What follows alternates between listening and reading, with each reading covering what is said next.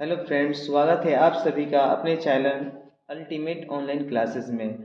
और बच्चों, आज का क्लास बहुत ही इम्पोर्टेंट होने वाला है, क्योंकि आज के इस क्लास में बाबू हम लोग काफ़ी इम्पोर्टेंट क्वेश्चन को देखने वाले हैं, जो बोर्ड एग्ज़ाम 2024 के लिए काफ़ी ज़्यादा इम्पोर्टेंट है। इसमें से बहुत सारा क्वेश्चन आपके फाइनल बोर्ड एग्ज़ाम 2024 में आएगा। ठीक है बच्चों, और आप सभी बच्चे जल्दी से क्लास को शेयर करेंगे ताकि ये क्लास को बहुत ही अच्छे ढंग से शुरू किया जा सके। ठीक है बच्चों, और फटाफट से सभी बच्चे क्लास को लाइक कर देंगे। ठीक है, आज का क्लास जो होगा 10 क्लास साइंस, जो कि 3 चैप्टर हम लोग कंप्लीट कर चुके हैं। ठीक है, लिंक में आप लोग जाकर यूट्यूब पे देख लीजिए, सारा आपको 1 बाई 1 मिल जाएगा। आज हम लोग चौथा चैप्टर 10 क्लास का, जो कि है विद्युत धारा के चुंबकीय प्रभाव, ठीक है, इसको कंप्लीट करेंगे। जैसे कि आपके सामने पहला क्वेश्चन दिख रहा है, विद्युत धारा के किस सिद्धांत पर कार्य करता है। तो इसका ऑप्शन ए में उष्मीय, बी में है चुंबकीय, और सी में है रासायनिक, और डी में है इनमें से कोई नहीं। तो इसका राइट आंसर हो जाएगा आपका ऑप्शन ए, उष्मीय। सेकेंड नंबर क्वेश्चन है दूसरा, 1 किलोवाट घंटा किसके बराबर होता है। तो राइट आपका आंसर हो जाएगा सी, 3.6 इंटू 10⁻6 जूल। ठीक है, उसके बाद है आपका तीसरा क्वेश्चन, विद्युत घंटे किस प्रभाव पर कार्य करती है। तो इसका राइट आंसर आपका हो जाएगा सी, चुंबकीय प्रभाव। चलिए, चौथा क्वेश्चन है, लघु पथन के समय परिपथ में विद्युत धारा का मान होता है। तो ऑप्शन हो जाएगा सी, बहुत अधिक बढ़ जाता है। ठीक है, उसके बाद पांचवा क्वेश्चन है, डायनेमो का सिद्धांत आधारित है। तो इसका ऑप्शन हो जाएगा ए, विद्युत चुंबकीय प्रेरण पर। 6 नंबर क्वेश्चन है, डायनेमो किस प्रकार की धारा प्राप्त होती है। ठीक है, तो इसका राइट आंसर हो जाएगा आपका सी, दोनों धाराएं। 7वां नंबर क्वेश्चन है, विद्युत बल्ब में कौन सी गैस भरी जाती है। तो उसका राइट आंसर आपका हो जाएगा सी, निष्क्रिय गैस।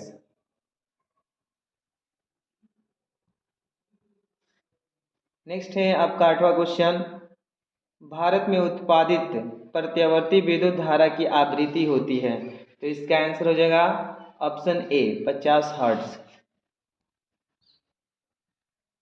चलिए, उसके बाद है 9 नंबर क्वेश्चन आपका, हमारे देश में विद्युत तार एवं उदासीन तार के बीच कितना विभवांतर होता है। तो उसका राइट आंसर हो जाएगा आपका option C, 220 volt. 10 number question है कि विद्युत में तार किस रंग का होता है। तो इसका ऑप्शन आपका राइट हो जाएगा बी, लाल। उसके बाद चलते हैं हम लोग 11 नंबर क्वेश्चन है, घरेलू विद्युत परिपथ में उदासीन तार का रंग होता है। तो इसका राइट आंसर आपका है सी, काला। चलिए, नेक्स्ट है 12 नंबर क्वेश्चन, चुंबकीय क्षेत्र का एस आई मात्रक है। तो इसका राइट आंसर हो जाएगा आपका बी, टेस्ला। चलिए, 13 नंबर क्वेश्चन, विद्युत चुंबकीय प्रेरण की खोज किसने की थी। तो इसका राइट आंसर हो जाएगा ऑप्शन ए, फ्राडे ने। देखिए, जितना भी क्वेश्चन है बहुत इंपॉर्टेंट है सारा, ठीक है ना। एक एक क्वेश्चन को आप ध्यान से देखिए और कॉपी कलम लेकर बैठिए कि और इसको नोटबुक में राइट कर लीजिए कि आपको याद करने में दिक्कत नहीं होगा। ठीक है, आपका एग्ज़ाम बहुत ही नज़दीक है और इसको एक एक क्वेश्चन का नोट्स बनाइए कि अगले मंथ में आपका फरवरी में एग्ज़ाम है, कोई दिक्कत ना हो। ठीक है, उसके बाद चलते हैं हम लोग अगला क्वेश्चन की ओर। 14 नंबर क्वेश्चन है कि दी गई वोल्टता के स्रोत से जुड़े किसी चालक में प्रति सेकेंड उत्पन्न ऊष्मा होती है। तो इसका राइट आंसर हो जाएगा आपका बी ऑप्शन, धारा के वर्ग के समानुपाती। चलिए, नेक्स्ट है 15 नंबर क्वेश्चन, निम्नलिखित पदार्थों में कौन चुंबकीय पदार्थ नहीं है। तो राइट आंसर आपका होगा सी, पीतल। 16 नंबर क्वेश्चन है कि पृथ्वी का विभव होता है। तो ऑप्शन राइट हो जाएगा आपका सी, शून्य। 17 नंबर में कह रहा है कि चुंबकीय बल क्षेत्र का एस आई मात्रक है, तो ऑप्शन हो जाएगा आपका डी, न्यूटन प्रति एम्पियर मीटर। ठीक है, उसके बाद है आपका 18 नंबर क्वेश्चन, चुंबकीय क्षेत्र के प्रभाव में विद्युत धारा। तो इसका राइट आंसर हो जाएगा सी, चालक पर बल उत्पन्न होता है। 19 नंबर क्वेश्चन है कि चुंबक धारा धारावाही, चुंबक द्वारा धारावाही चालक पर लगाए गए बल की दिशा ज्ञात की जाती है। तो इसका राइट हो जाएगा ऑप्शन आपका ए, फ्लेमिंग के वाम हस्त नियम से। ठीक है, 20 नंबर क्वेश्चन कह रहा है कि विद्युत मोटर को चलाया जा सकता है। तो इसका राइट आंसर हो जाएगा सी, प्रत्यावर्ती और डिस्ट दोनों धाराओं पर। 21 नंबर है विद्युत मोटर की क्रिया आधारित है। तो इसका आंसर है आपका राइट ऑप्शन ए, विद्युत धारा और चुंबकीय प्रभाव पर। नेक्स्ट है 22 नंबर क्वेश्चन आपका। चलिए 22 नंबर क्वेश्चन आपका है, डायनेमो के द्वारा बदला जा सकता है। इसका राइट आंसर हो जाएगा आपका ए, यांत्रिक ऊर्जा को विद्युत ऊर्जा में। 23 नंबर क्वेश्चन कह रहा है कि विद्युत मोटर के द्वारा बदला जा सकता है। तो इसका राइट आंसर हो जाएगा आपका ऑप्शन ए, विद्युत को यांत्रिक ऊर्जा में। ठीक है, उसके बाद है आपका 24 नंबर क्वेश्चन, विद्युत धारा के कारण उत्पन्न चुंबकीय क्षेत्र की दिशा ज्ञात की जाती है। तो इसका राइट आंसर हो जाएगा आपका बी, फ्लेमिंग के वाम हस्त के नियम से। चलिए 25वां नंबर क्वेश्चन, चुंबकीय क्षेत्र एक ऐसी राशि है जिसमें होते हैं। तो इसमें ऑप्शन हो जाएगा सी, ए और बी दोनों। 26 नंबर क्वेश्चन में है, किसी कुंडली में प्रेरित विद्युत वाहक बल का मान उसके संबंध चुंबकीय फ्लक्स के परिवर्तन की दर का क्या होता है, तो समानुपाती होता है। तो ऑप्शन ए हो जाएगा राइट। 27 नंबर क्वेश्चन में कह रहा है, किसी क्षण चुंबक के अंदर चुंबकीय क्षेत्र रेखाओं की दिशा क्या होती है। तो ऑप्शन बी हो जाएगा, दक्षिण ध्रुव से उत्तर ध्रुव पर।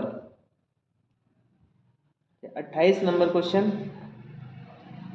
जल विद्युत संयंत्र किस ऊर्जा को विद्युत ऊर्जा में रूपांतरित करता है, मतलब कि बदलता है। तो इसका हो जाएगा ऑप्शन आपका डी, स्थितिज ऊर्जा।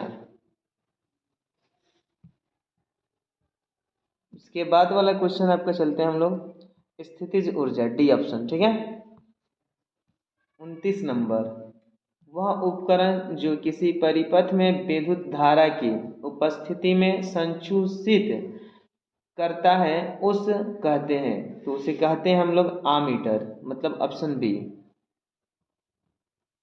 30 नंबर क्वेश्चन है कि माइकल फ्राडे थे एक प्रसिद्ध, तो क्या थे, तो थे भौतिक शास्त्री, मतलब ऑप्शन बी।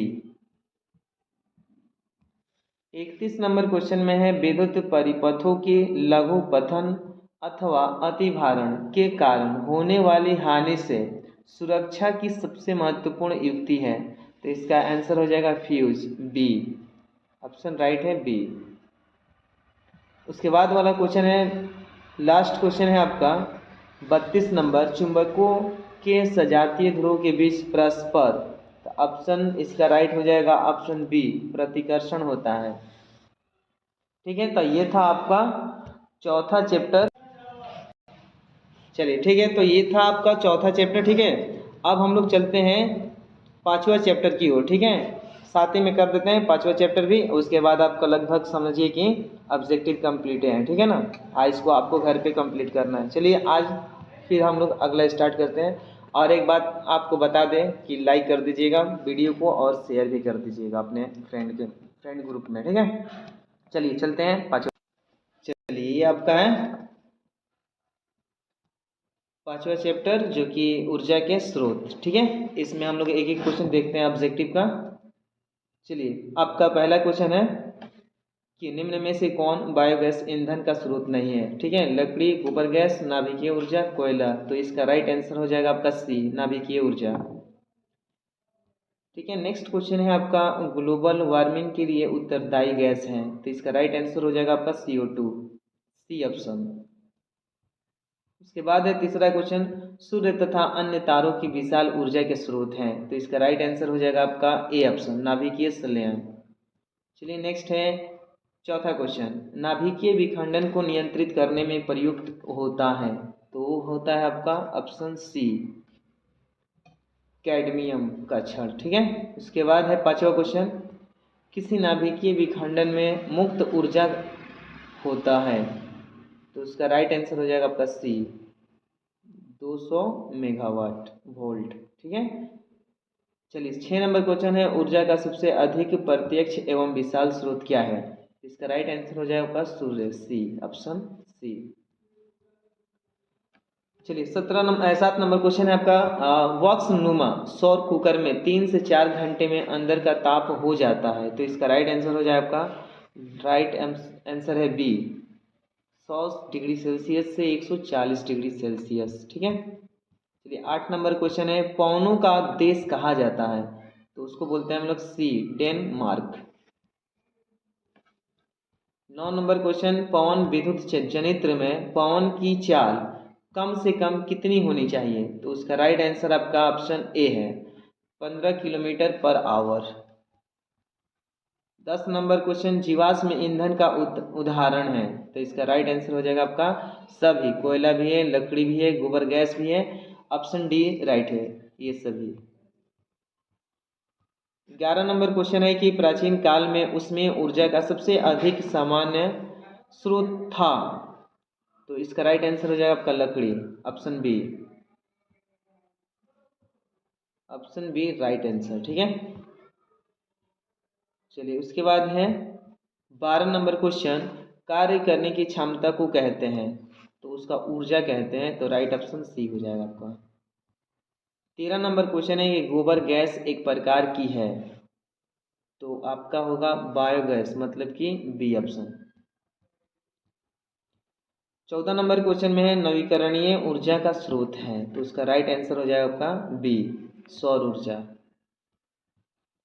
15 नंबर में है, जैव गैस एक उत्तम ईंधन है क्योंकि इसमें मीथेन गैस पाई जाती है। तो उसका आंसर होता है आपका 75%, ऑप्शन डी। 16 नंबर में है, अनवीकरणीय ऊर्जा का स्रोत है। तो वो होता है आपका जीवाश्म ईंधन। तो ऑप्शन आपका ए राइट हो जाएगा। 17 नंबर क्वेश्चन है, सौर ऊर्जा को विद्युत ऊर्जा में परिवर्तित करती है। तो ऑप्शन सी, सौर सेल। 18 नंबर है, एक उत्तम ईंधन है। तो उसका राइट आंसर आपका हो जाएगा डी, जैव गैस। 19 नंबर में है, नरोरा नाभिकीय विद्युत संयंत्र किस राज्य में स्थित है। तो इसका राइट आंसर आपका है उत्तर प्रदेश, मतलब कि ऑप्शन सी। 20 नंबर क्वेश्चन में है कि जीवाश्मी ईंधन ऊर्जा क्या है। तो इसका राइट अनवीकरणीय ऊर्जा स्रोत, मतलब कि अनवीकरणीय, मतलब बी ऑप्शन राइट हो जाएगा। ठीक है। चलिए 21 नंबर में है, सरदार सरोवर बांध किस नदी पर बना है। तो ये है क्वेश्चन आपका, इसका आंसर हो जाएगा सी, नर्मदा नदी। 22 नंबर में है कि टिहरी बांध किस नदी पर बना है। तो गंगा नदी, ऑप्शन ए। 23 नंबर क्वेश्चन है कि भारत का पवन ऊर्जा द्वारा विद्युत उत्पादन करने वाले देशों में कौन सा स्थान है। तो वो है पांचवा, मतलब डी ऑप्शन राइट है।